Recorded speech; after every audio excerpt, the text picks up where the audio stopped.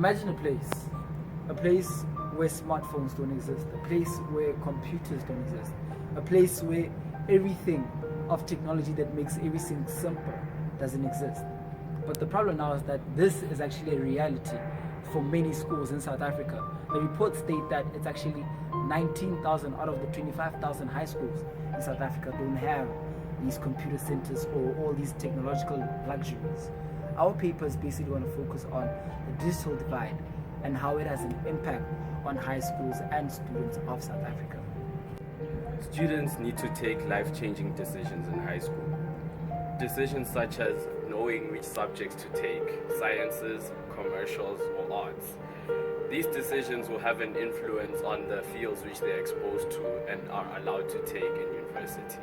Having good quality information helps those students to be able to make sound choices on what subjects to study in high school, and if those subjects are relevant to the careers they'd like to pursue and what to study in university. The tendency is that students end up taking subjects irrespective of where they are going or where they want to go. This leads to students studying courses in university irrespective of their abilities and interests.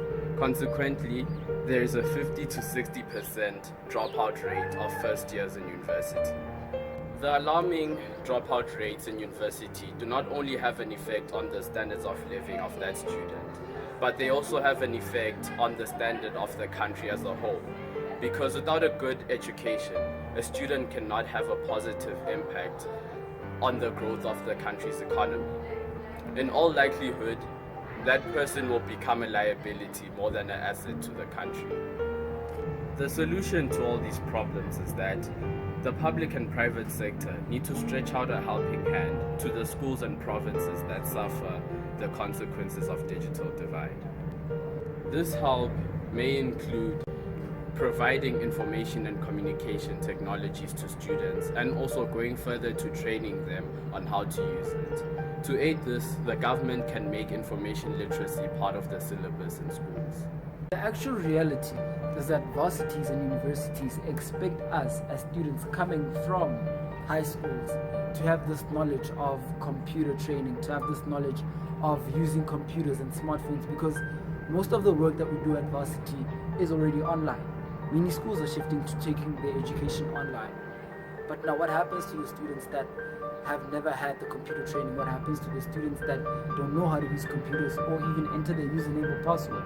Some people come to varsity not even knowing how to turn on a computer. The sad truth, in actual fact, is that those students remain behind. Those students actually find it difficult to get good marks, to get high achievements in varsity because of this digital divide that has impacted high schools and many schools in South Africa.